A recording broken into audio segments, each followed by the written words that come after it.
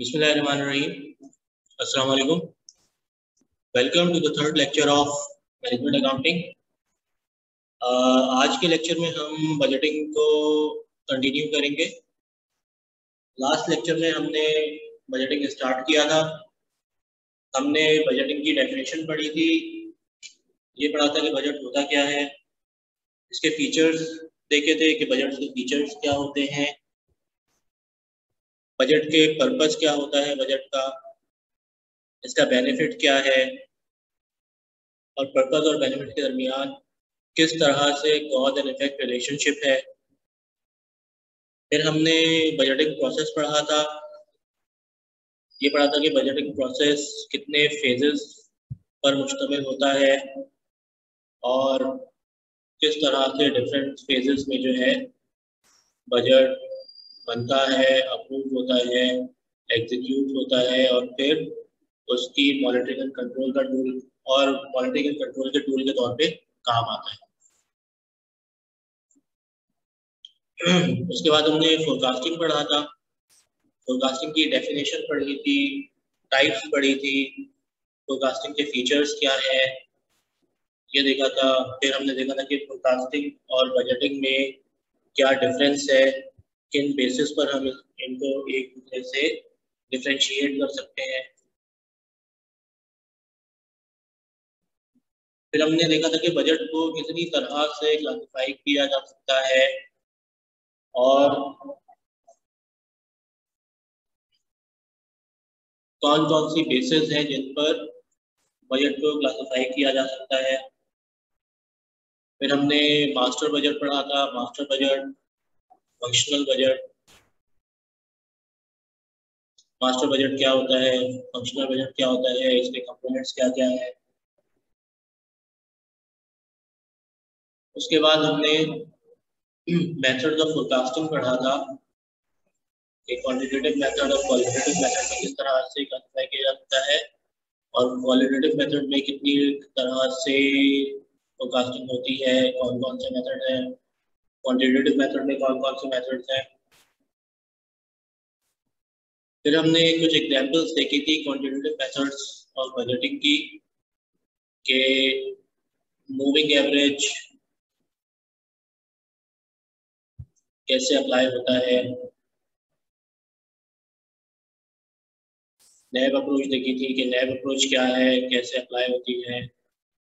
अच्छा, हमने ये देखा था कि मूविंग एवरेज में हम कितने पीरियड्स का मूविंग एवरेज ले रहे हैं और जब भी हम मूविंग एवरेज मेथड से बजटिंग कर रहे हो, मूविंग एवरेज कंप्यूट कर रहे हो, तो हम जितने पीरियड का मूविंग एवरेज ले रहे हैं कम से कम उतने पीरियड गुजर जाए, उसके बाद मूविंग एवरेज अप्लाई होना शुरू होता है। एग्जाम्पल में हमने देखा था कि हम 3 साल का मूविंग एवरेज ले रहे थे, तो हमारा मूविंग एवरेज कंप्यूट होना 3 साल गुजर जाने के बाद स्टार्ट हुआ था। यानी जितने पीरियड का मूविंग एवरेज ले रहे हैं कम से कम उतना पीरियड गुजर गया हो, उसके बाद हम मूविंग एवरेज कंप्यूट करना शुरू कर सकते हैं। इसी तरह नैब अप्रोच थी, नैब अप्रोच एक ऐसी थी कि जो भी लेटेस्ट रिसेंट पीरियड का टोटल है वही जो है वो नेक्स्ट पीरियड में आ रहा होगा, नेक्स्ट पीरियड में वही रहेगा। इसमें हमने एग्जाम्पल देखी थी, जो लास्ट पीरियड का एक्चुअल था वही नेक्स्ट पीरियड का फोरकास्टेड था। उसके बाद हमने रिग्रेशन एनालिसिस पढ़ा था। रिग्रेशन एनालिसिस में हमने देखा था कि ये एक स्टैटिस्टिकल अप्रोच है जो डिपेंडेंट और इंडिपेंडेंट वेरिएबल के दरमियान एक रिलेशनशिप शो करती है और एक लीनियर रिग्रेशन लाइन है जो कि जिसका फॉर्मूला है y = a + bx, इसमें y जो है वो डिपेंडेंट वेरिएबल है, x जो है वो इंडिपेंडेंट वेरिएबल है, a जो है कांस्टेंट है और b जो है वो ये शो करता है कि डिपेंडेंट और इंडिपेंडेंट वेरिएबल में क्या रिलेशनशिप है। डिपेंडेंट वेरिएबल में चेंज आने की वजह इंडिपेंडेंट वेरिएबल में चेंज आने की वजह से डिपेंडेंट वेरिएबल किस तरह से चेंज हो रहा है, ये b वो चीज रिप्रेजेंट कर रहा होता है। ठीक है, यानी अगर हम टोटल कॉस्ट को देख रहे हैं और प्रोडक्शन को देख रहे हैं, तो अगर हम ये कहें कि टोटल कॉस्ट प्रोडक्शन में चेंज यानी वैसे चेंज होती है, तो वो टोटल कॉस्ट हमारी डिपेंडेंट वेरिएबल है, लेवल ऑफ प्रोडक्शन हमारा डिपेंडेंट वेरिएबल है, और लेवल ऑफ प्रोडक्शन में चेंज आने की वजह से टोटल कॉस्ट में जो चेंज आ रहा है वो चीज भी रिप्रेजेंट कर रही होती है। ठीक है। आज हम रिग्रेशन एनालिसिस को ही थोड़ा सा पढ़ेंगे। रिग्रेशन एनालिसिस में हमने फिर ए कंप्यूट करने का फॉर्मूला देखा था, बी कंप्यूट करने का फॉर्मूला देखा था। आज हम y = a + bx को थोड़ा सा स्टैटिस्टिकली मैथमेटिकली स्टडी करेंगे कि ये इक्वेशन बनी कैसे, और ये इक्वेशन कॉस्ट एक्सप्रेशन से किस तरह से रिलेट करती है। अच्छा जी, इसके बाद हमने रिग्रेशन एनालिसिस और हाई लो मेथड की कुछ एग्जांपल्स की थी। एक एग्जांपल की थी रिग्रेशन एनालिसिस और हाई लो मेथड की, एग्जांपल 3, और एग्जांपल 4 मैंने एक्सप्लेन कर दी थी और थोड़ा सा हिंट दे दी थी और आप लोगों को करने के लिए कहा था। आज हम एग्जांपल 4 के सॉल्यूशन को देख लेते हैं। आप लोगों में से जिन्होंने अटेम्प्ट किया है उसको वो मैच कर लीजिएगा और आइडेंटिफाई कर लीजिएगा मैच करके कि कहाँ पर आप लोगों की डिफरेंसेस आ रहे हैं मेरी वर्किंग में और आपकी वर्किंग में, और रीज़न क्या है। अगर कोई क्यूरी हो तो पूछ लीजिएगा मैसेज के थ्रू, और इंशाल्लाह मैं आपको रिप्लाई करूँगा। तो आज इस एग्जाम्पल का सॉल्यूशन देख लेते हैं, थोड़ा सा डिस्कस कर लेते हैं सॉल्यूशन। उसके बाद रिग्रेशन एनालिसिस पे थोड़ा सा फर्दर डिस्कशन करेंगे। हम ये देखेंगे कि किस तरह से रिग्रेशन लाइन की इक्वेशन जो है वो कॉस्ट एक्सप्रेशन से रिलेट कर सकती है। कॉस्ट एक्सप्रेशन क्या है? टोटल कॉस्ट हमारी, टोटल कॉस्ट किसके बराबर होती है? Fix cost plus variable cost. तो ये जो इक्वेशन है ना, total cost is equal to fix cost plus variable cost, इस इक्वेशन को हम कॉस्ट एक्सप्रेशन कहते हैं। ये जो इक्वेशन है ना, total cost is equal to fix cost plus variable cost, sorry मैं इसको जरा हाईलाइट कर दूं। इस इक्वेशन को कॉस्ट एक्सप्रेशन कहा जाता है।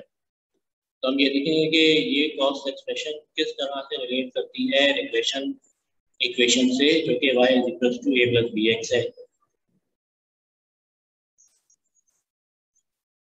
तो एग्जाम्पल 4 का सॉल्यूशन पहले देख लेते हैं।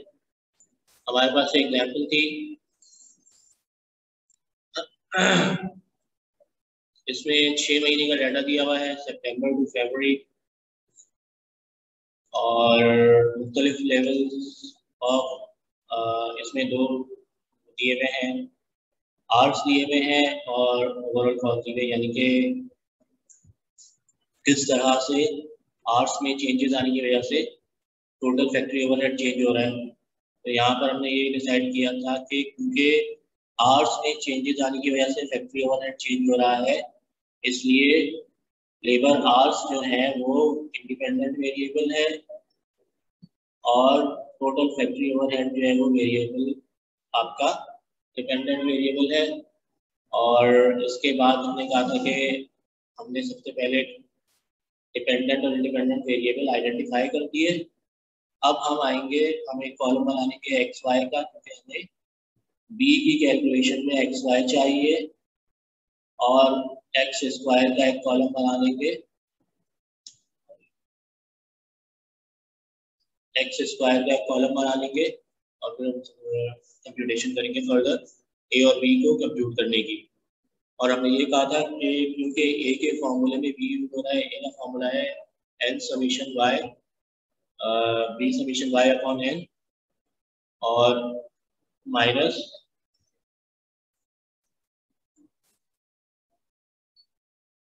Summation X upon N. तो क्योंकि ए के कंप्यूट करने के फॉर्मूले में बी आ रहा है, यहाँ पे देखें A = summation Y upon N minus B summation X upon N. तो ए कंप्यूट करने के लिए हमें बी की जरूरत है, इसलिए पहले हम बी कंप्यूट करेंगे और उसके बाद ए कंप्यूट करेंगे। तो चले हम वही फॉर्मूला देख सॉल्यूशन देख लेते हैं एग्जाम्पल 4 का। हमने इंडिपेंडेंट और डिपेंडेंट वेरिएबल आइडेंटिफाई कर लिया। उसके बाद हमने एक्स वाई का एक कॉलम बना लिया, एक्स स्क्वायर का एक कॉलम बना लिया और बी की कंप्यूटिंग शुरू कर दी। बी यहाँ पे क्या चीज रिप्रेजेंट कर रही है? Change in overhead with respect to change in labour hours. और क्योंकि हमने फिगर यहाँ 1000 में ली हुई है तो पर 1000 आवर्स। और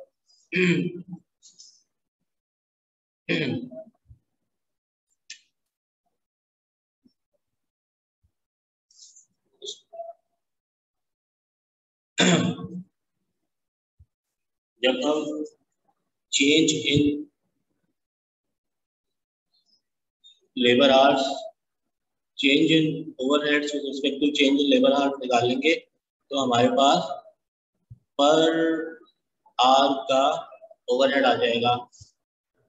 और जो चीज पर यूनिट चेंज हो रही होती है वो वेरिएबल कहलाती है, वेरिएबल कॉस्ट कहलाती है। जो कॉस्ट पर यूनिट चेंज हो रही हो और एक कांस्टेंट पैटर्न में चेंज हो रही हो वो कॉस्ट कहलाती है पर यूनिट आर या पर यूनिट कॉस्ट या पर आर कॉस्ट। तो चले हम यहाँ पे देखते हैं। हमने एक्स वाई का कॉलम बना लिया, समीशन एक्स स्क्वायर का कॉलम बना लिया, सब कर लिया और फिर हमने बी के फॉर्मूले में पुट कर दिया। नंबर ऑफ ऑब्जर्वेशन हमारे पास 6 है। समीशन एक्स वाई का टोटल हमारे पास आ रहा है 8.6 मिलियन। एक्स स्क्वायर का टोटल हमारे पास आ रहा है 38,500। हमने रिस्पेक्टिव फिगर्स पुट कर ली। समीशन एक्स हमारे पास आ रहा है 450। समीशन वाई हमारे पास आ रहा है 1,05,750 और समीशन एक्स हमारे पास 450 है। 450 प्लेस कर लिया। इस तरह से हमने सॉल्व करके कैलकुलेशन कर ली तो हमारे पास बी जो आ गया वो आ गया 143.1053। यानी ये बी जो है ये हमारे पास फैक्ट्री ओवरहेड पर 1000 आवर्स आ गई। अच्छा,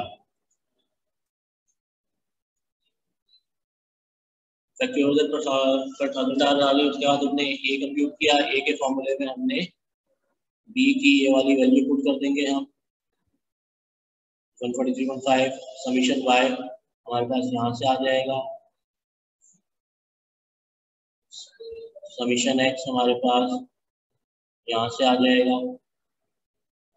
नंबर ऑफ ऑब्जर्वेशन 6 हैं, 6 डाल लेंगे और फिर हम कंप्यूट करेंगे कांस्टेंट की वैल्यू। तो हमारे पास ए की वैल्यू आ जाएगी 6,892.1025। ये हमारे पास ए की वैल्यू आ गई और हम रिग्रेशन फार्मूला रिग्रेशन लाइन का कर लेंगे y is equals to 6892.105 plus 143.105x। यानी हमारे पास रिग्रेशन इक्वेशन आ जाएगी y is equals to a की क्या वैल्यू आई हमारे पास 6892.1025 प्लस हमारे पास बी की क्या वैल्यू आई है 143.1053 143.1053x। ये हमारे पास लीनियर रिग्रेशन की इक्वेशन आ जाएगी। ठीक है, इसी सवाल को फर्दर हाई लेवल मेथड से करते हैं। तो सबसे पहले हम हाई लेवल ऑफ एक्टिविटी और low level of activity identify करेंगे। सबसे कम लेबर आवर्स कब लग रहे हैं? 40 लेबर आवर्स लग रहे हैं, यानी कि ये सबसे लो लेवल ऑफ एक्टिविटी है। सबसे ज्यादा लेबर आवर्स कब लग रहे हैं? 120 आवर्स लग रहे हैं। ये हमारे पास हाईएस्ट लेवल ऑफ एक्टिविटी है। तो हमने लो लेवल और high level of activity identify कर ली और उसके बाद इसकी बेस पर हम हाई लेवल मेथड अप्लाई कर लेंगे। हम हाईएस्ट लेवल ऑफ एक्टिविटी पे ओवरहेड ले लेंगे, लोएस्ट लेवल ऑफ एक्टिविटी पे ओवरहेड ले लेंगे, लेवल ऑफ एक्टिविटी का डिफरेंस कंप्यूट करेंगे, ओवरहेड का डिफरेंस कंप्यूट करेंगे ओवरहेड के डिफरेंस को लेवल ऑफ एक्टिविटी के डिफरेंस से डिवाइड कर देंगे तो हमारे पास आ जाएगा ओवरहेड पर लेबर आवर। और क्योंकि फिगर्स इन थाउजेंड्स में ली हुई है हमने यहाँ पर, फिगर्स इन थाउजेंड्स में ली हुई है, तो हमारे पास आ जाएगा overheads in thousands per thousand labour hour. हमारे पास variable cost per thousand labour hour आ गई, variable overhead cost per thousand labour hour आ गई। अब इसको अगर हम कॉस्ट एक्सप्रेशन में डालेंगे, यानी हम total cost is equals to fix cost plus variable cost, cost expression में फॉर्मूला यूज करेंगे तो हम इस फॉर्मूले की मदद से जो है फिक्स पोर्शन ऑफ कॉस्ट को सेपरेट कर लेंगे वेरिएबल पोर्शन से। इस तरह किसी कोई भी एक लेवल ऑफ एक्टिविटी उठा लें, हम उठा लेते हैं हाई लेवल ऑफ एक्टिविटी, ठीक है। हाई लेवल ऑफ एक्टिविटी पे टोटल ओवरहेड कॉस्ट क्या है हमारी 23,800, तो टोटल कॉस्ट हम ले लेते हैं 23,800 is equals to fix cost अभी सेपरेटली आइडेंटिफाई नहीं हुई है, फिक्स कॉस्ट ऐसे रख लेते हैं, प्लस वेरिएबल कॉस्ट। अच्छा, वेरिएबल कॉस्ट पर यूनिट हम कंप्यूट कर चुके हैं हाई लेवल मेथड से, तो वेरिएबल कॉस्ट बराबर होती है per unit cost multiply by number of units. अगर पर आर कॉस्ट है तो per hour cost multiply by number of hours. तो यहाँ पर क्योंकि लेबर आवर्स दिए हुए हैं तो हमारे पास जो वेरिएबल कॉस्ट है वो क्या है 148.75 पर आवर है, तो हम variable cost per hour 148.75 multiply by number of hours at low level at high level of activity. तो high level of activity number of hours कितने हैं 120 आवर्स हैं, तो हम इसको 120 से मल्टीप्लाई कर देंगे तो हमारे पास टोटल वेरिएबल कॉस्ट आ जाएगी। तो हमारे पास एक्सप्रेशन क्या आ जाएगी, रीअरेंज करना है इसको, तो फिक्स कॉस्ट बराबर होगी total cost 23,800 minus variable cost. अच्छा 148.75 को सॉरी 198 लग रहा है, ये 148.75 मल्टीप्लाई बाय 120। हम अगर ये कंप्यूट करें तो हमारे पास क्या आंसर आएगा,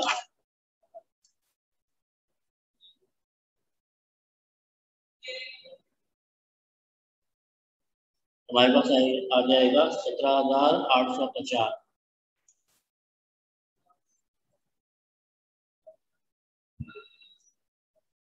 तो हमारे पास फिक्स कॉस्ट क्या आ गई, fix cost is equal to 23,800 minus 17,850।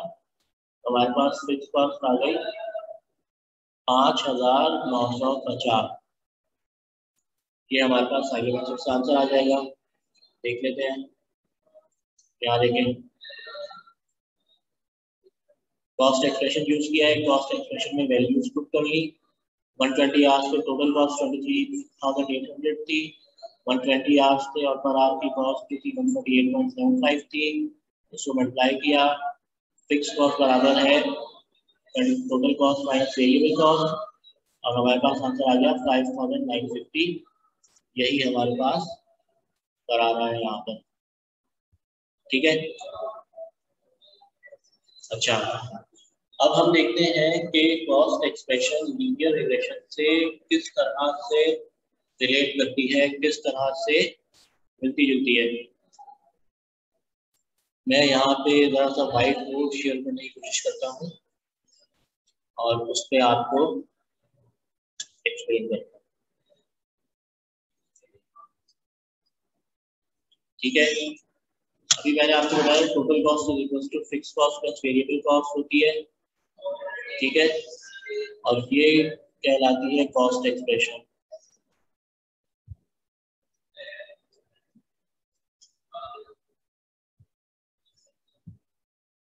Total cost is equal to fix cost plus variable cost. अच्छा, वेरिएबल कॉस्ट को कंप्यूट करें तो वेरिएबल कॉस्ट अगर नंबर ऑफ आर्ट स्पेसेस है तो पर आर कॉस्ट आ जाती है, नंबर ऑफ यूनिट स्पेसेस है तो पर यूनिट कॉस्ट आ जाती है, per unit cost multiply by number of units.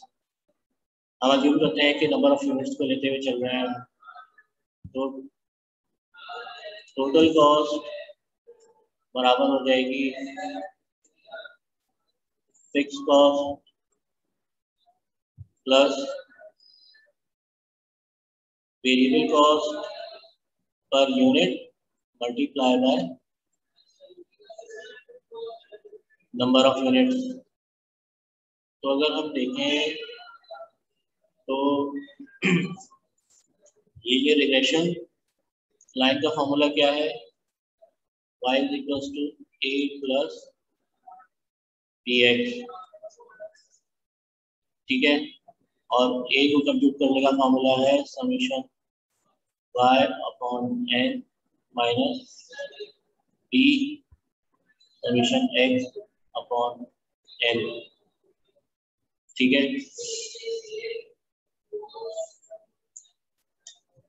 ये कैसे आया, और b कंप्यूट करने का फॉर्मूला है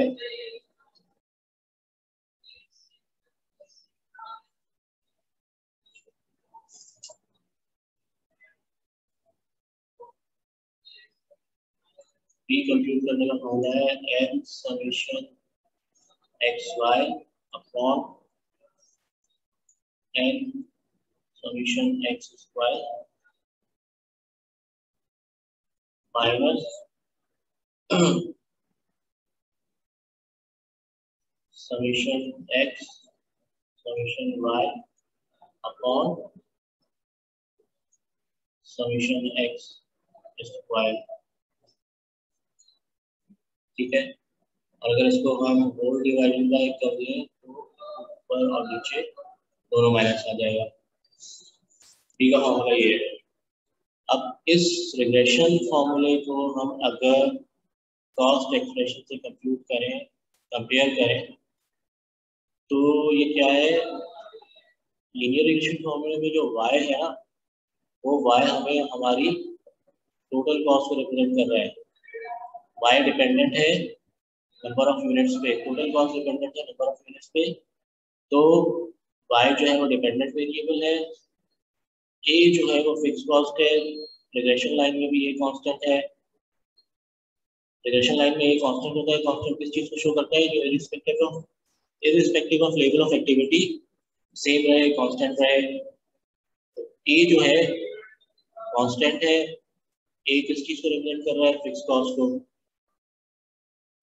और वेरिएबल कॉस्ट में वेरिएबल कॉस्ट पर यूनिट जो है वो क्या शो करती है, change in total cost with respect to change in number of units, यानी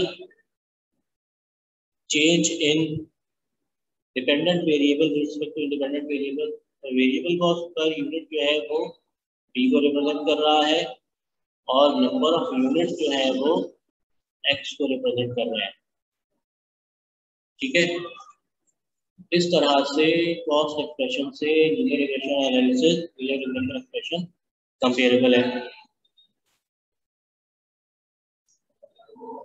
अच्छा,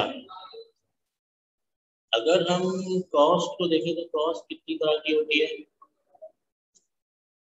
यहाँ पे देखिए फिक्स कॉस्ट है, वेरिएबल कॉस्ट है। फिक्स कॉस्ट क्या है, with respect to level of activity change हो रही है। वेरिएबल कॉस्ट जो है with respect to level of activity change हो रही है। फिक्स कॉस्ट कांस्टेंट रह रही है irrespective of level of activity. हम चार तरह की कॉस्ट लेते हैं और देखते हैं कि बजटिंग कॉस्ट बजटिंग में किस तरह से यूज होती है। एक कॉस्ट लेते हैं कॉस्ट ए है, एक कॉस्ट ले लेते हैं कॉस्ट बी है, एक कॉस्ट ले लेते हैं कॉस्ट सी है।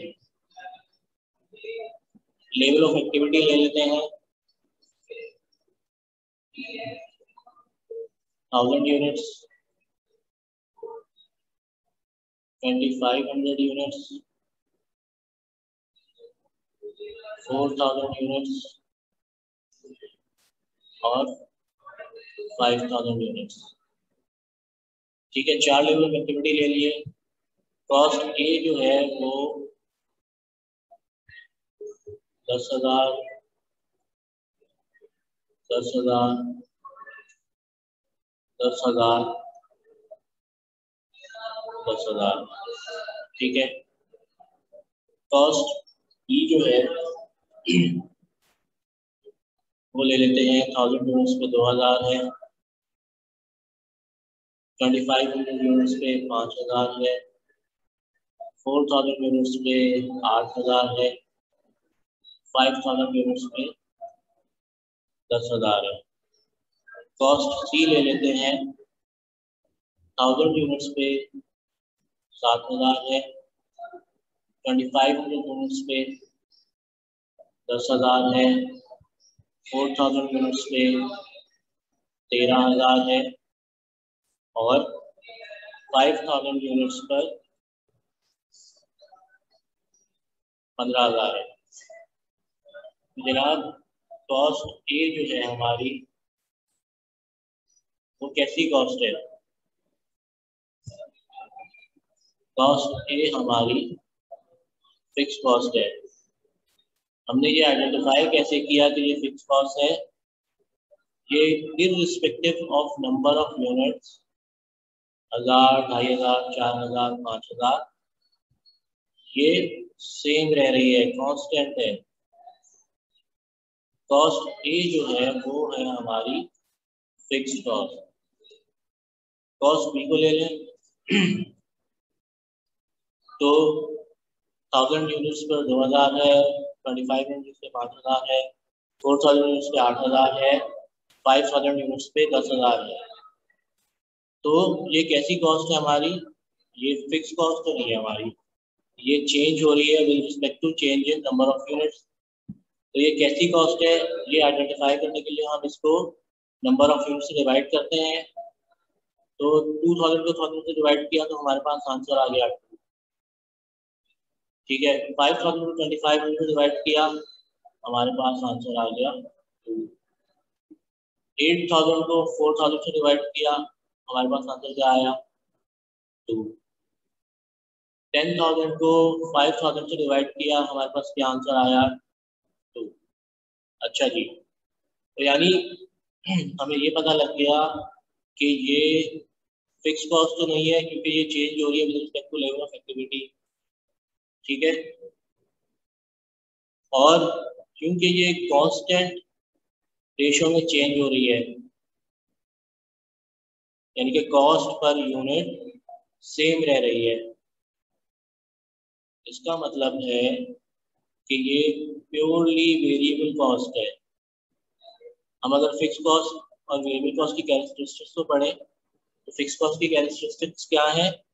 Fix cost irrespective of level of activity, irrespective of number of activity, number of units, change same रहता है, चेंज नहीं होता। वेरिएबल कॉस्ट क्या है? ये with respect to number of units तो चेंज होती है पर यूनिट कांस्टेंट रहती है। यहाँ पे भी क्या हो रहा है, नंबर ऑफ यूनिट्स जैसे जैसे बढ़ रहे हैं ये भी बढ़ रही है, लेकिन पर यूनिट वेरिएबल कॉस्ट सेम रह रही है। अगर पर यूनिट सेम रह रही है इसका मतलब है ये प्योरली वेरिएबल कॉस्ट है, ये प्योरली वेरिएबल कॉस्ट है। अच्छा, अब कॉस्ट सी को देख लेते हैं। कॉस्ट सी 1000 यूनिट्स पे 7000 है तो पर यूनिट कितने आ जाएंगे 7। ठीक है, 2500 यूनिट्स पे 10,000 है, 10,000 को 25 से डिवाइड करके हमारे पास आंसर क्या आएगा 4। 13,000 को 4000 से डिवाइड कर देंगे हमारे पास आंसर क्या आएगा 3.25। 15,000 को 10 से डिवाइड कर देंगे हमारे पास आंसर क्या आएगा 1.5। सॉरी, 15,000 को 10,000 से 10 से, ठीक है, तो हमारे पास आंसर क्या आ जाएगा 1.5। तो जनाब ये कॉस्ट कैसी कॉस्ट है? ये लास्ट फिक्स कॉस्ट है, ये हर लेवल ऑफ एक्टिविटी में सेम भी नहीं रह रही, ना ये प्योरली वेरिएबल कॉस्ट है। क्यों? ये तो पता लग रहा है कि ये वेरिएबल कॉस्ट है क्योंकि ये लेवल ऑफ एक्टिविटी के साथ साथ चेंज हो रही है, लेकिन पर यूनिट सेम नहीं रह रही। इसका मतलब है ये वेरिएबल कॉस्ट तो है लेकिन प्योरली वेरिएबल कॉस्ट नहीं है। तो फिर ये कैसी कॉस्ट है? ये कैसी कॉस्ट है? ये है सेमी वेरिएबल या सेमी फिक्स्ड कॉस्ट। यानी ये ऐसी कॉस्ट है जिसमें कुछ पोर्शन फिक्स कॉस्ट का है और कुछ पोर्शन वेरिएबल कॉस्ट का है। तो जनाब हम ये पता कैसे लगाएं कि इसमें कितना पोर्शन फिक्स्ड कॉस्ट का है और कितना पोर्शन वेरिएबल कॉस्ट का है? हम ये पता कैसे लगाएं? यहाँ पर बजटिंग कहता है कि जनाब फिक्र करने की कोई जरूरत नहीं। बजटिंग में रिग्रेशन एनालिसिस का फॉर्मूला है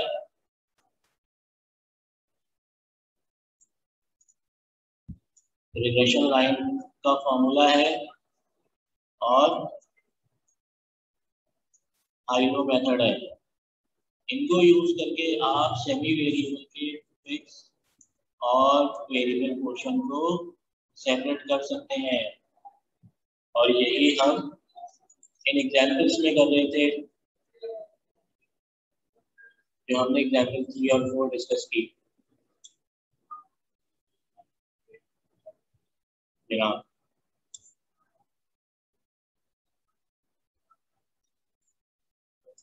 ये देखिए हम यहाँ क्या कर रहे थे, हम आईलो मेथड से पर यूनिट कॉस्ट निकाल लेते थे और कॉस्ट एक्सप्रेशन को यूज करते हुए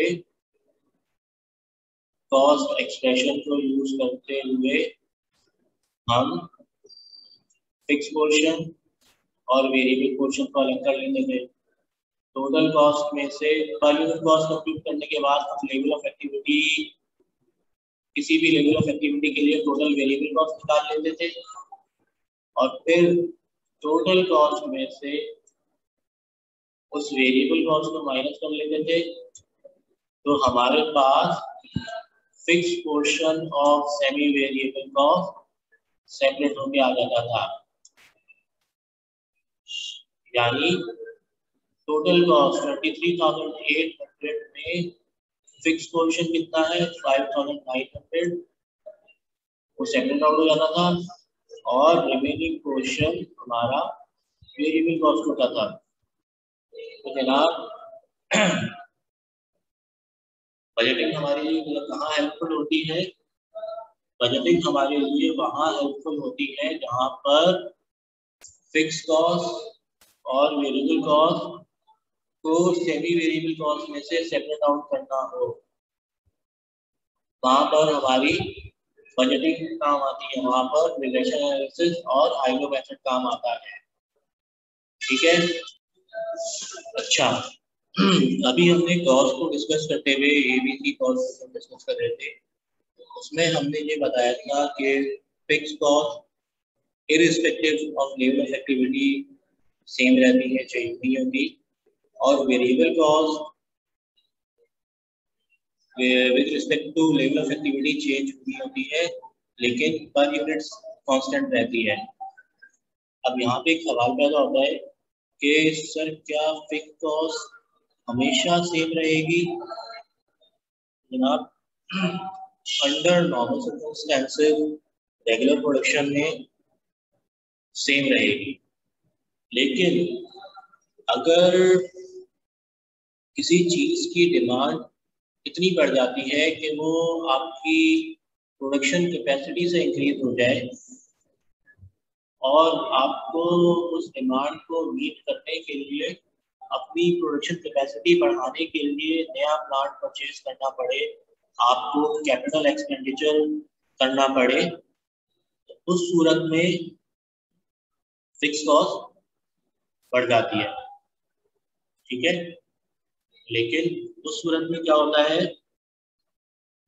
फिक्स कॉस्ट एक कांस्टेंट पैटर्न में बढ़ती है, वो पर यूनिट चेंज नहीं होनी होती। फॉर एग्जांपल, अगर आपकी प्रोडक्शन कैपेसिटी 8000 यूनिट्स है और किसी चीज की डिमांड जो है वो 12000 यूनिट है, और एक प्लांट की प्रोडक्शन कैपेसिटी 8000 यूनिट होती है, तो 12000 प्रोडक्शन की नीड को फुलफिल करने के लिए आपको एक और प्लांट परचेज करना पड़ा। तो जनाब, प्लांट परचेज करने की वजह से आपकी फिक्स कॉस्ट में इंक्रीज आएगा, तो लेकिन वो एक दफा इंक्रीज आएगा और उसके बाद अगले 16000 यूनिट तक वो फिक्स कॉस्ट कांस्टेंट हो जाएगी। क्यों? देखिए, मार्केट डिमांड 12000 यूनिट थी, आपके प्लांट की प्रोडक्शन कैपेसिटी 8000 यूनिट थी, आपने एक और प्लांट इंस्टॉल कर लिया। अब उस प्लांट को इंस्टॉल करने की कॉस्ट तो आई, जिसकी वजह से आपकी फिक्स कॉस्ट इंक्रीज हो गई है, लेकिन उस प्लांट को इंस्टॉल करने के बाद आपकी प्रोडक्शन कैपेसिटी 16000 यूनिट हो गई है। तो अब 16000 यूनिट्स ऑफ प्रोडक्शन तक वो फिक्स कॉस्ट चेंज नहीं होगी। 8000 यूनिट्स के बाद उस फिक्स कॉस्ट में एक चेंज आया, और वो चेंज अब हर लेवल ऑफ प्रोडक्शन पे चेंज नहीं हो रहा होगा, बल्कि अगले 8000 यूनिट्स तक वो चेंज फिक्स हो गया, वो फिक्स कॉस्ट दोबारा फिक्स हो गई। तो जनाब, यहाँ पर चेंज कैसा आया? स्टेप चेंज आया। यहाँ पर स्टेप चेंज आया, यानी एक स्टेप में चेंज आ तो गया, लेकिन अब वो चेंज अगले 8000 यूनिट्स के लिए दोबारा फिक्स हो गया है, ठीक है। तो ऐसे चेंज को हम कहते हैं कि स्टेप चेंज है, यानी फिक्स्ड कॉस्ट में स्टेप चेंज आता है। और फिक्स्ड कॉस्ट में स्टेप चेंज कैसा आता है? फिक्स्ड कॉस्ट में स्टेप चेंज एज अमाउंट भी आ सकता है और एज अ परसेंटेज भी आ सकता है। एज अमाउंट कैसे?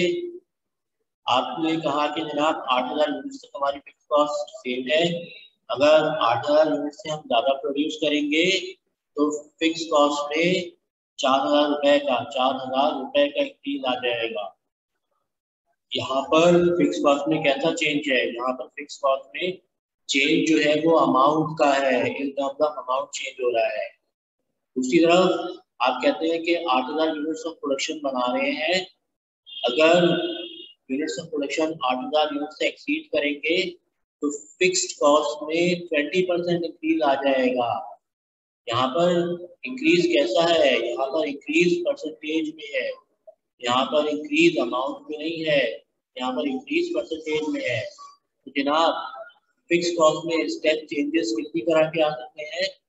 फिक्स कॉस्ट में step changes in terms of amount भी आ सकता है, इन टर्म्स ऑफ परसेंटेज भी आ सकता है। तो सर, अगर फिक्स कॉस्ट में step change in terms of amounts में आया तो हम क्या करेंगे? अगर फिक्स कॉस्ट में चेंज अमाउंट में आया तो हम क्या करेंगे? अगर फिक्स कॉस्ट में चेंज परसेंटेज में आया तो हम क्या करेंगे? तो जनाब, यहाँ पे बता देते हैं, देखते हैं क्या करेंगे। जनाब, बजटिंग कहती है अगर फिक्स कॉस्ट में स्टेप चेंज अगर अमाउंट्स में है तो एक हाई लेवल ऑफ एक्टिविटी है, एक लो लेवल ऑफ एक्टिविटी है। लो लेवल ऑफ एक्टिविटी होगा जिसमें इंक्रीज आने से पहले की फिक्स कॉस्ट होगी। हाई लेवल ऑफ एक्टिविटी वो लेवल ऑफ एक्टिविटी होगा जिसमें फिक्स कॉस्ट में इंक्रीज आने के बाद वाली कॉस्ट होगी, बाद वाला लेवल होगा, ठीक है। इतना समझ में आया? यानी लो लेवल ऑफ एक्टिविटी वो लेवल ऑफ एक्टिविटी है जो कि फिक्स कॉस्ट में चेंज आने से पहले का है, और हाई लेवल ऑफ एक्टिविटी वो लेवल ऑफ एक्टिविटी है जो फिक्स कॉस्ट में चेंज आने के बाद वाला है। तो जनाब, बजटिंग कहती है, रिग्रेशन एनालिसिस कहता है, हाइड्रो मेथड कहता है कि जनाब दोनों में से कोई भी लेवल ऑफ एक्टिविटी उठाओ और उसको पहले उसमें फिक्स कॉस्ट की एडजस्टमेंट कर लो, उसमें फिक्स कॉस्ट की एडजस्टमेंट कर लो। क्या मतलब?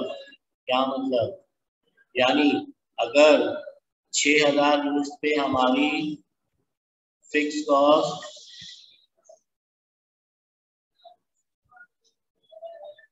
12,000 थी,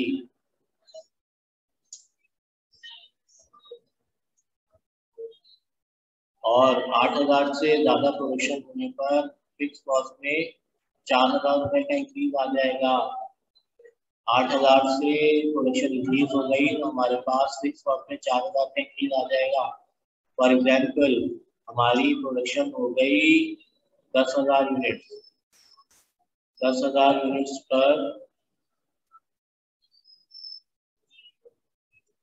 हमारी फिक्स कॉस्ट कितनी हो जाएगी? 10,000 यूनिट्स पर हमारी फिक्स कॉस्ट कितनी हो जाएगी? फिक्स कॉस्ट में कितना इंक्रीज आ रहा है? 4,000 का। तो 10,000 यूनिट्स हमारी फिक्स कॉस्ट हो जाएगी 16,000। 16,000 ठीक है, 16,000।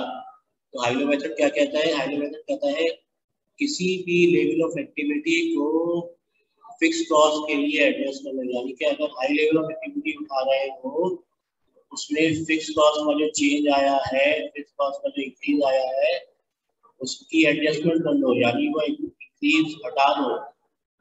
तो जनाब ये क्या कह रहा है? ये कह रहा है कि 10,000 यूज करो, 4,000 रुपए का इंक्रीज आया है, उसको नलिफाई कर दो, 12,000 ही लगेगा। ठीक है, 10,000 यूज की भी फिक्स कॉस्ट को एडजस्ट करके 12,000 पे ले आओ। फिक्स कॉस्ट को एडजस्ट करके 12,000 पे ले आओ और फिर हाइलो मेथड अप्लाई करो पर यूनिट वेरिएबल कॉस्ट कंप्यूट करने के लिए। फिर हाइलो मेथड अप्लाई करो पर यूनिट वेरिएबल कॉस्ट कंप्यूट करने के लिए।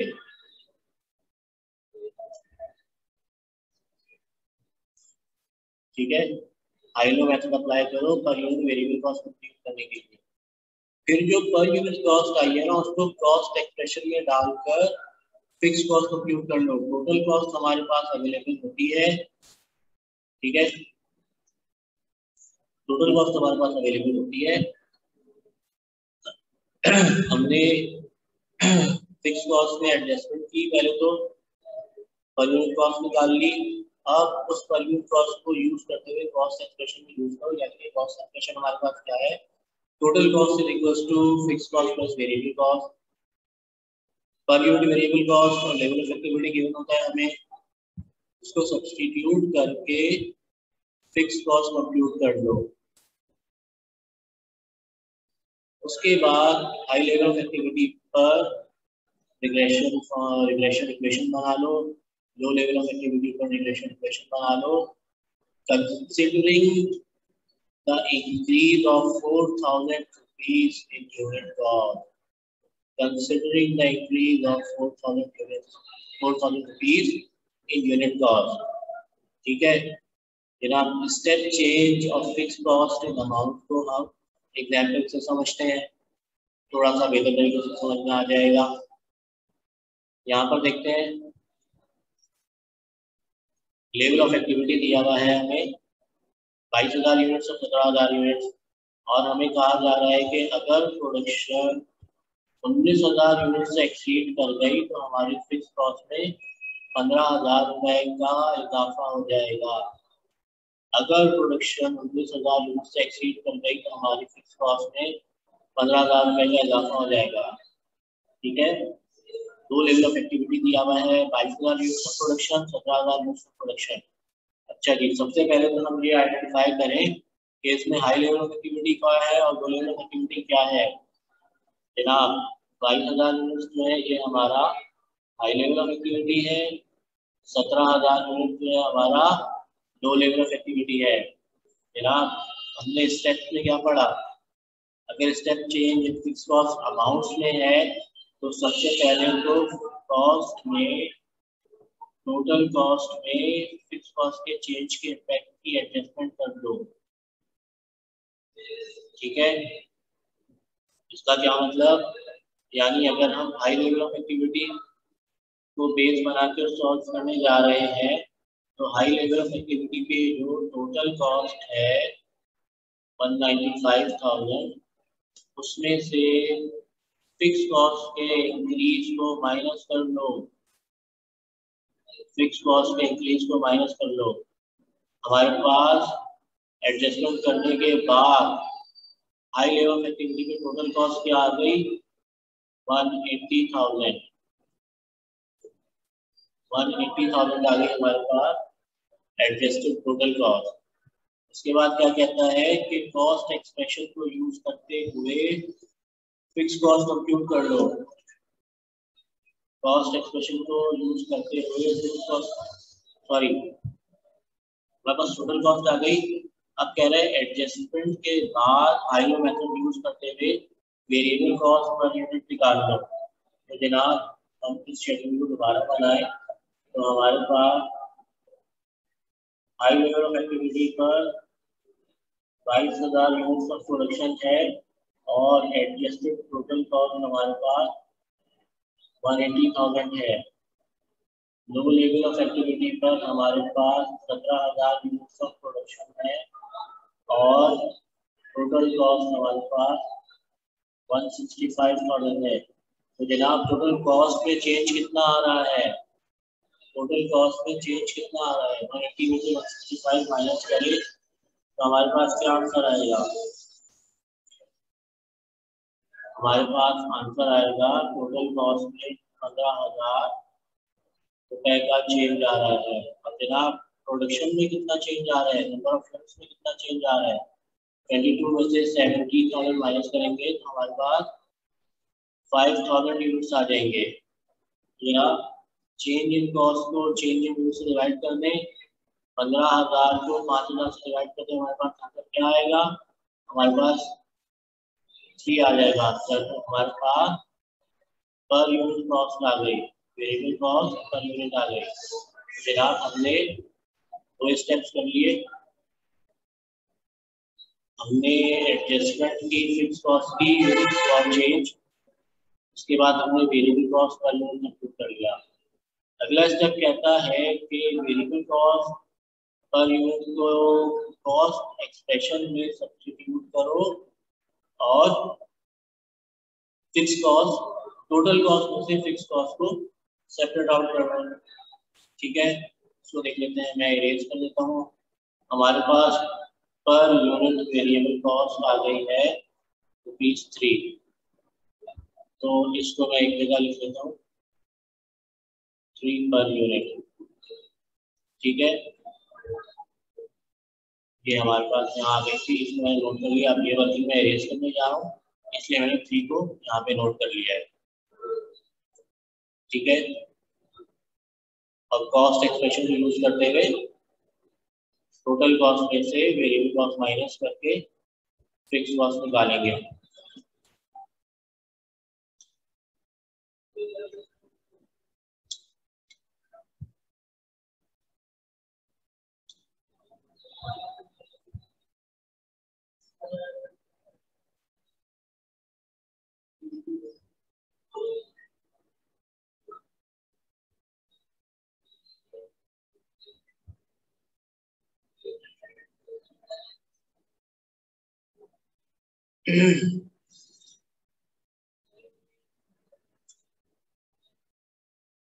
ठीक है, अच्छा जी, अब हम कॉस्ट एक्सप्रेशन यूज करके कॉस्ट एक्सप्रेशन में वेरिएबल कॉस्ट को सब्स्टिट्यूट करेंगे और टोटल कॉस्ट कंप्यूट करेंगे। कॉस्ट एक्सप्रेशन क्या है हमारे पास,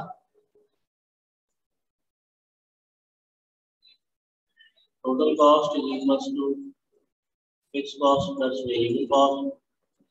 टोटल कॉस्ट हमें पता है, टोटल कॉस्ट हमारे पास लो लेवल ऑफ एक्टिविटी उठा लेते हैं।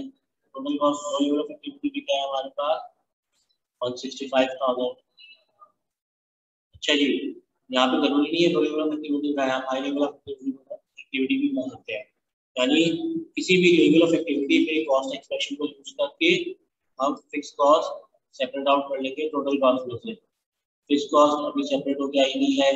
वेरिएबल कॉस्ट कंप्यूट करने के लिए हमारे पास पर यूनिट कॉस्ट पता है और लो लेवल ऑफ एक्टिविटी पर नंबर ऑफ यूनिट्स पता है 17,000 यूनिट। ठीक है, जनाब हम कंप्यूट कर लेते हैं, कॉस्ट एक्सप्रेशन दोबारा से रिफ्रेश करते हैं तो फिक्स कॉस्ट बराबर हो जाएगी total cost minus variable cost. Variable cost हमारे पास क्या आ गई 317,000। वेरिएबल कॉस्ट हमारे पास आ गई 51,000। ठीक है, 165,000 में से हमने 51,000 माइनस कर दिया, तो लो लेवल ऑफ एक्टिविटी पर हमारे पास फिक्स कॉस्ट क्या आ गई। लो लेवल ऑफ एक्टिविटी पर हमारे पास फिक्स कॉस्ट आ गई 114,000 rupees fix cost. Fix cost में इंक्रीज कैसा आ रहा है, 15,000 रुपए का इंक्रीज आ रहा है। तो हाई लेवल ऑफ एक्टिविटी पर हमारे पास फिक्स कॉस्ट क्या हो जाएगी 114,000 plus 15,000। High level of activity पर हमारे पास टोटल फिक्स कॉस्ट हो जाएगी 129,000। हाई लेवल ऑफ एक्टिविटी पर हमारे पास फिक्स कॉस्ट हो जाएगी 129,000। ठीक है, इसी का सोल्यूशन हुआ है, हम देख लेते हैं। हमने high level of activity identify किया, low level of activity identify किया, उसके डिफरेंस को निकाला। हाई लेवल एक्टिविटी पे adjusted cost, low level activity पे कॉस्ट, उसका डिफरेंस निकाला। डिफरेंस ऑफ कॉस्ट को डिफरेंस ऑफ यूनिट से डिवाइड करके पर यूनिट कॉस्ट निकाल ली। पर यूनिट कॉस्ट को हमने कॉस्ट एक्सप्रेशन में यूज किया। वेरिएबल कॉस्ट आ गई 17,000 units multiply by 3, 51,000। Total cost हमारे पास लो लेवल ऑफ एक्टिविटी पर 165,000 थी, तो 165,000 में से टोटल वेरिएबल कॉस्ट माइनस कर दिया, हमारे पास लो लेवल ऑफ एक्टिविटी पर 14,000 की कॉस्ट आ गई। High level of activity fix cost निकालने के लिए हम उसी में 15,000 ऐड कर देंगे, तो हाई लेवल ऑफ एक्टिविटी पर हमारे पास फिक्स कॉस्ट 129,000 आ जाएगी। वेरिएबल कॉस्ट पर यूनिट आ गया हमारे पास। Variable cost per unit regression line के फॉर्मूले में किस चीज को रिप्रेजेंट कर रहा होता है, रिग्रेशन लाइन के फॉर्मूले में डी को रिप्रेजेंट कर रहा होता है। फिक्स कॉस्ट किस चीज को रिप्रेजेंट कर रही होती है, ए को रिप्रेजेंट कर रही होती है रिग्रेशन लाइन के फॉर्मूले में। रिग्रेशन लाइन का फॉर्मूला क्या होता है, y equals to a plus dx। Low level of activity पर रिग्रेशन लाइन का फॉर्मूला क्या हो जाएगा, लो लेवल ऑफ एक्टिविटी पर रिग्रेशन लाइन का फॉर्मूला हो जाएगा y equals to fixed cost. Low level of activity पे फिक्स्ड कॉस्ट क्या है 1,14,000 plus variable cost. Variable cost per unit क्या है 3 और लेवल ऑफ एक्टिविटी से मल्टीप्लाई हो जाएगा, तो टोटल वेरिएबल कॉस्ट आ जाएगी। लो लेवल ऑफ एक्टिविटी पर रिग्रेशन लाइन का फॉर्मूला क्या हो गया, लो लेवल ऑफ एक्टिविटी पर रिग्रेशन लाइन का फॉर्मूला हो गया y equals to a plus bx, y 14,000 plus 3x। High level of activity में देखते हैं रिग्रेशन लाइन का फॉर्मूला क्या होगा, हाई लेवल ऑफ एक्टिविटी में रिग्रेशन लाइन का फॉर्मूला हो जाएगा y equals to fix cost at high level of activity. Fix cost at high level of activity क्या है 129,000 प्लस 3x। इससे क्या साबित हुआ, इससे ये साबित हुआ कि variable cost per unit same रही और fix cost in step change हो गई, 114 से 129 चली गई। ठीक है, तो हमने दोनों लेवल ऑफ एक्टिविटी पर रिग्रेशन लाइन की इक्वेशन ड्रॉ कर ली हाइलो मेथड को यूज करते हुए। आगे देखिए यही चीज हुई है। अच्छा, कॉस्ट लिमिट को भी छोड़ दिया हमने, यहाँ पर फर्दर वर्किंग करके रिग्रेशन का रिग्रेशन इक्वेशन निकाल ली। ठीक है, अच्छा हमने step change in fix cost in terms of amount पढ़ लिया। अब हम छोटा सा ब्रेक लेते हैं, उसके बाद हम देखेंगे कि अगर step change in fix cost in terms of percentage आ रहा हो तो फिर क्या करते हैं, मिलते हैं।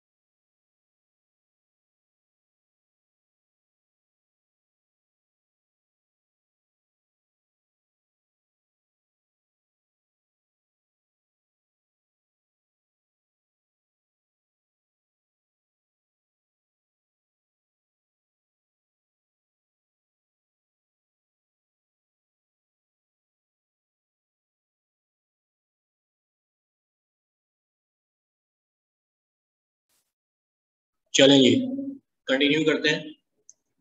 तो अब तक हमने देख लिया कि अगर step change in fix cost amounts में आ रहा हो तो किस तरह से हाइलो मेथड अप्लाई करके हम उस कॉस्ट में से फिक्स पोर्शन और वेरिएबल पोर्शन को सेपरेट आउट करेंगे और regression equation high level of activity और लो लेवल ऑफ एक्टिविटी पे ड्रॉ करेंगे, कंस्ट्रक्ट करेंगे।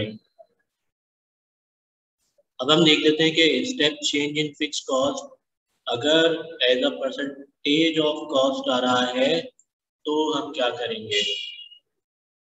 ठीक है, जब ऐसा केस हो तो इसेंशियली ये लाजमी है कि एक level of activity between high level of activity and low level of activity दिया हुआ हो, यानी कि इसमें कम से कम 3 लेवल ऑफ एक्टिविटी होनी चाहिए, जिसमें से एक लेवल ऑफ एक्टिविटी जो है वो between high level of activity और low level of activity fall कर रहा होगा और वो either high level of activity के साथ सेम फिक्स कॉस्ट शेयर कर रहा होगा या लो लेवल ऑफ एक्टिविटी के साथ सेम फिक्स्ड कॉस्ट शेयर कर रहा होगा। अच्छा जी, ये पता कैसे लगेगा कि वो हाई लेवल ऑफ एक्टिविटी के साथ सेम फिक्स कॉस्ट शेयर कर रहा है या लो लेवल ऑफ एक्टिविटी के साथ सेम फिक्स कॉस्ट शेयर कर रहा है। तो जनाब, हमें अगर fix cost step change in fix cost as a percentage of cost दिया हुआ होगा ना, तो वहां पर ये चीज मेंशन की भी होगी कि किस लेवल ऑफ एक्टिविटी के बाद स्टेप चेंज आ रहा है। ठीक है, तो अगर वो मिडिल लेवल एक्टिविटी उस पॉइंट के बाद की होगी, यानी कि उस पॉइंट से ज्यादा की होगी, तो वो फिक्स कॉस्ट शेयर कर रही होगी हाई लेवल ऑफ एक्टिविटी के साथ। और अगर वो मिडिल लेवल ऑफ एक्टिविटी उस पॉइंट से पहले की होगी, यानी कि उस प्रोडक्शन से पहले, उस लेवल ऑफ प्रोडक्शन से कम की होगी, तो वो फिर सेम फिक्स कॉस्ट शेयर कर रही होगी लो लेवल ऑफ एक्टिविटी के साथ। ठीक है, तो जब हम ये चीज डिटरमिन कर लेंगे कि वो मिडिल लेवल ऑफ एक्टिविटी किस लेवल ऑफ एक्टिविटी के साथ सेम फिक्स कॉस्ट शेयर कर रही है, तो हम उस मिडिल लेवल ऑफ एक्टिविटी को उस लेवल ऑफ एक्टिविटी के साथ पेयर कर देंगे और फिर वो लेवल ऑफ एक्टिविटी जो है, अगर हाई लेवल ऑफ एक्टिविटी के साथ पेयर हो रहा है तो वो middle level of activity low level activity बन जाएगा हमारे उस पेयर के लिए। एक्चुअल लो लेवल एक्टिविटी तो वही होगी जो डाटा में सबसे लो लेवल ऑफ एक्टिविटी दी गई है, लेकिन उस पेयर के लिए जिस पेयर में वो सेम फिक्स कॉस्ट शेयर कर रहा है, उस पेयर के लिए वो लो लेवल ऑफ एक्टिविटी बन जाएगा अगर वो हाई लेवल ऑफ एक्टिविटी के साथ सेम फिक्स कॉस्ट शेयर कर रहा है। इसी तरह अगर वो middle level of activity low level of activity के साथ सेम फिक्स कॉस्ट शेयर कर रही है, तो हम इन दोनों एक्टिविटी को पेयर कर देंगे और इस पेयर के लिए middle level of activity high level of activity बन जाएगी। ठीक है, उसके बाद हम उस पेयर पे हाई लो मेथड अप्लाई करके हम फिक्स कॉस्ट और वेरिएबल कॉस्ट को सेपरेट आउट कर लेंगे, variable cost per unit compute कर लेंगे और फिर हम दोनों लेवल ऑफ एक्टिविटी पर कॉस्ट एक्सप्रेशन कंस्ट्रक्ट करने के काबिल हो जाएंगे। ठीक है, इसकी एग्जांपल देख लेते हैं कि अगर step change in fix cost as a percentage आ रही हो तो क्या होगा। हम एग्जांपल देख लेते हैं, हमारे सामने ये क्वेश्चन दिया हुआ है एग्जांपल 6। ठीक है, ये क्या कह रहा है कि अगर प्रोडक्शन 7000 यूनिट से एक्सीड हो गई या 7000 यूनिट्स तक पहुंच गई तो फिक्स कॉस्ट में 20% का इंक्रीज आ जाएगा। फिक्स कॉस्ट में 20% का इंक्रीज आ जाएगा। ठीक है, हमने इस केस में क्या देखा था कि कम से कम 3 लेवल ऑफ एक्टिविटी दिए हुए हो, जिसमें से एक level of activity middle level of activity हो और वो इन दोनों लेवल ऑफ एक्टिविटी में से, यानी कि हाई लेवल एक्टिविटी और लो लेवल ऑफ एक्टिविटी में से किसी एक के साथ सेम फिक्स कॉस्ट शेयर कर रहा होगा। तो जनाब ये पता कैसे लगाएंगे कि ये किस कॉस्ट के साथ सेम फिक्स कॉस्ट शेयर कर रहा है, किस लेवल ऑफ एक्टिविटी के साथ सेम फिक्स कॉस्ट शेयर कर रहा है। तो जनाब फिक्स कॉस्ट चेंज कब हो रही है? 7,500 यूनिट्स पर। मिडिल लेवल ऑफ एक्टिविटी कौन सा है? 8,000 है। ठीक है, ये इस पॉइंट के बाद है। ये किस चीज को रिप्रेजेंट कर रहा है कि ये हायर लेवल ऑफ एक्टिविटी की साइड पर है, हायर साइड पर है। तो ये इस चीज को जाहिर कर रहा है कि ये हाई लेवल ऑफ एक्टिविटी के साथ सेम फिक्स कॉस्ट शेयर कर रहा होगा। यानी अगर लो लेवल ऑफ एक्टिविटी पर फिक्स कॉस्ट 100% है, सॉरी ये व्हाइट बोर्ड पर इतनी प्रिसिशन से राइटिंग जो है नहीं हो पा रही, तो बहरहाल आई होप आपको समझ में आ रहा होगा, आपके लिए लेजिबल होगी। और क्योंकि मैं साथ साथ बोल रहा हूँ तो कंफ्यूजन नहीं हो रहा होगा। ये 100% है। ठीक है, तो लो लेवल ऑफ एक्टिविटी पे अगर फिक्स कॉस्ट 100% है तो हाई लेवल ऑफ एक्टिविटी पे फिक्स कॉस्ट कितनी होनी चाहिए? 20% का इंक्रीज आ रहा है। तो with respect to fix cost of low level, ये लो लेवल की फिक्स कॉस्ट का 120% होना चाहिए। ठीक है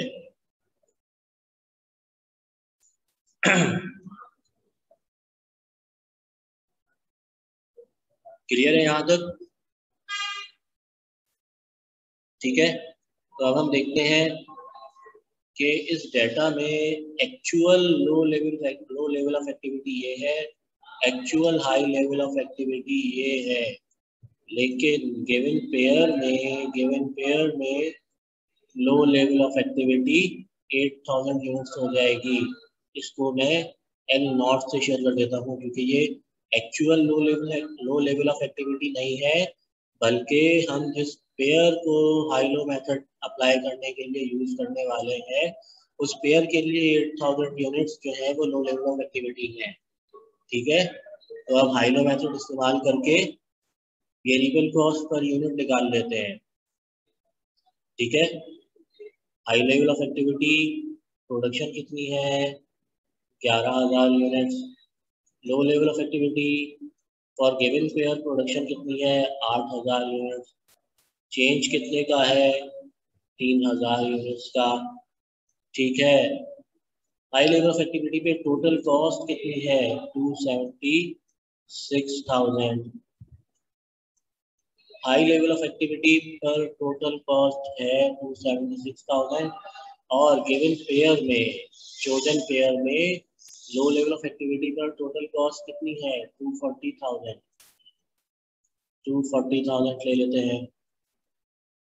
कॉस्ट में चेंज कितने का है? 36,000 का। कॉस्ट में चेंज 36,000 का है। तो जनाब change in cost divided by change in number of units, variable cost per unit क्या आ गई हमारे पास? वेरिएबल कॉस्ट पर यूनिट हमारे पास 12 आ गई। ठीक है, इस 12 को मैं यहाँ नोट कर लेता हूँ। ये डाटा एरियाज करके मैं कॉस्ट एक्सप्रेशन में वेरिएबल कॉस्ट पर यूनिट डालूंगा, और फिर टोटल कॉस्ट में से फिक्स कॉस्ट को सेपरेट आउट करूंगा। ठीक है, तो चलें आगे बढ़ते हैं। मैं इसको इरेज करके वर्किंग करता हूँ। 12 पर यूनिट हमारे पास वेरिएबल कॉस्ट आ गई, ये मैंने एक कॉर्नर में लिख लिया है यहाँ पर कॉस्ट एक्सप्रेशन में यूज करने के लिए।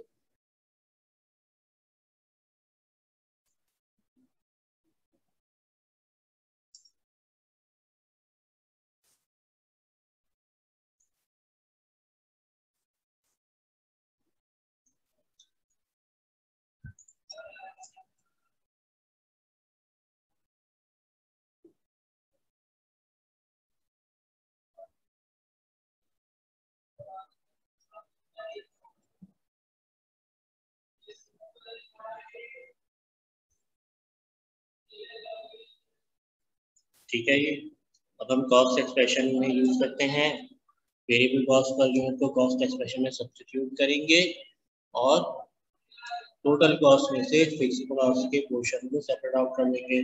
तो जनाब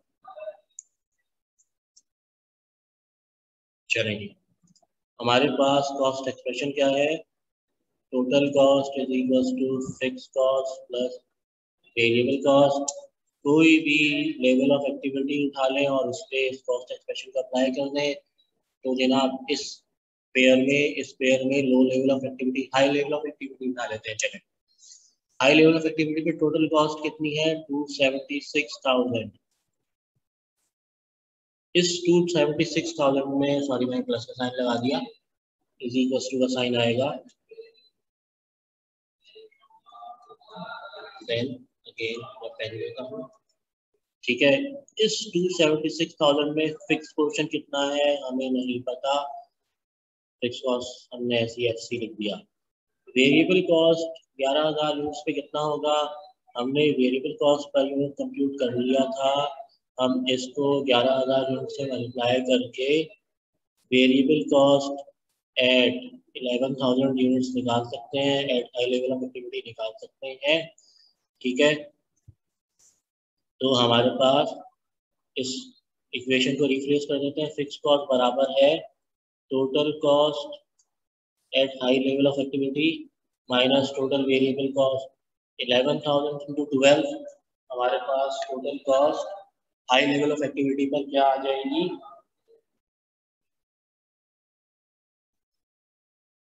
हमारे पास हाई लेवल ऑफ एक्टिविटी पर टोटल कॉस्ट आ जाएगी 132,000। Total cost high level of activity 132,000। तो हमारी fix cost high level of activity पर कितनी हो गई, 276,000 माइनस 132,000। तो हमारे पास हाई लेवल ऑफ एक्टिविटी पर टोटल कॉस्ट हो गई 144,000। अच्छा जी, ये 144,000 लो लेवल ऑफ एक्टिविटी पर जितनी फिक्स कॉस्ट होती उसके कितने परसेंट को रिप्रेजेंट कर रहा है, ये इंक्रीज्ड फिक्स कॉस्ट है, यानी इंक्रीज होने के बाद की फिक्स कॉस्ट है जिसमें 20% का इंक्रीज आ चुका है। तो इंक्रीज होने से पहले की कॉस्ट के 144,000 जो है, सॉरी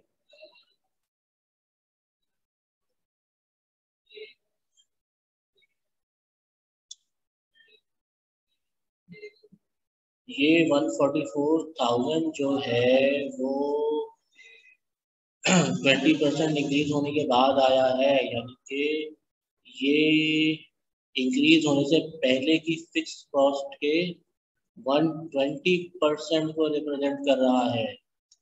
तो जनाब 144 को हम 120% से डिवाइड कर दें तो हमारे पास क्या आंसर आएगा, हमारे पास आंसर आएगा 120,000। हमारे पास आंसर आएगा 120,000।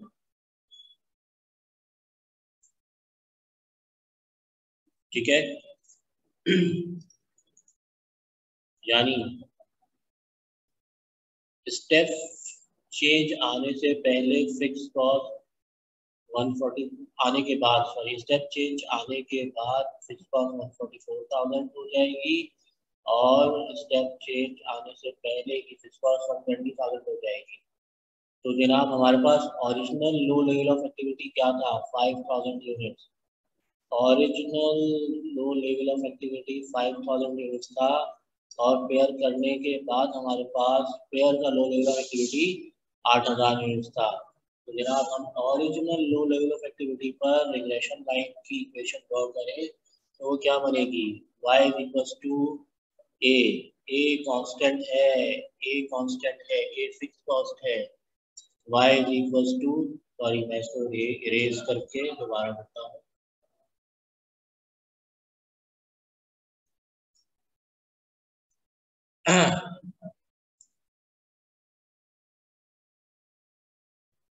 Eight low level of activity, मेरी रिग्रेशन इक्वेशन क्या बनेगी, y at low level of activity is equals to fixed cost at low level of activity. Fixed cost at low level of activity 120,000 है, तो y is equals to 120,000 plus 12x. ये regression equation बन गई मेरी लो level of activity के लिए, और high level of activity पर मेरी रिग्रेशन इक्वेशन क्या हो जाएगी, y is equals to fixed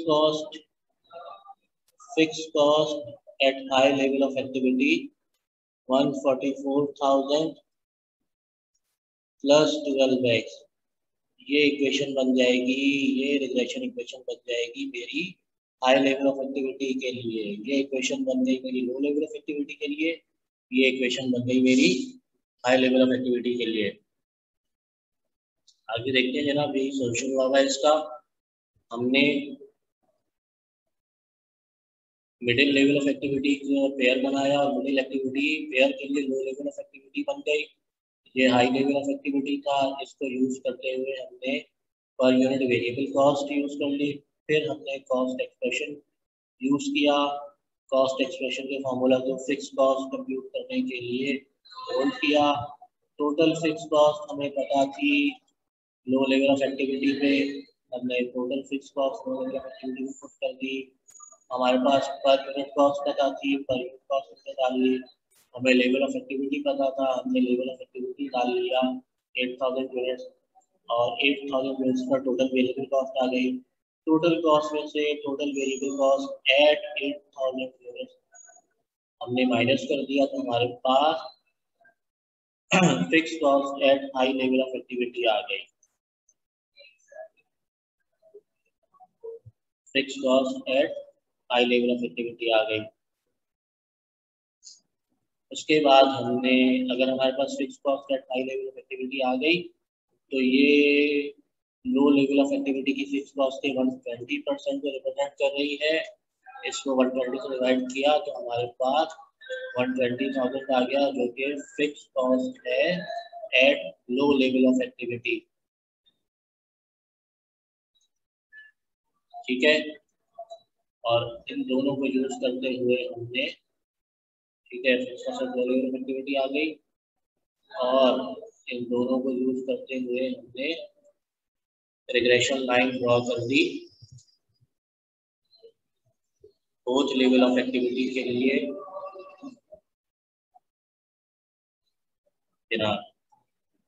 regression line draw कर दी हाई लेवल ऑफ एक्टिविटी के लिए और लो लेवल ऑफ एक्टिविटी के लिए। ठीक है, आज का लेक्चर हम वहीं पे कंक्लूड करते हैं। नेक्स्ट लेक्चर में हम मास्टर बजट देखेंगे। मास्टर बजट में कैश बजट होगा, ऑपरेशनल बजट होगा, और उसके बाद हम टास्क पर डिस्कस करेंगे। और प्रोबेबली नेक्स्ट लेक्चर जो है वो थोड़ी लॉन्गर ड्यूरेशन का होगा। तब तक के लिए इजाज़त दीजिए। Thank you for your time, और अल्लाह ताला आपको कामयाब करे और आपकी कामयाबियों में हमें अपना हिस्सा डालने की तौफीक दे। अगले लेक्चर तक के लिए इजाज़त दीजिए। अल्लाह हाफ़िज़।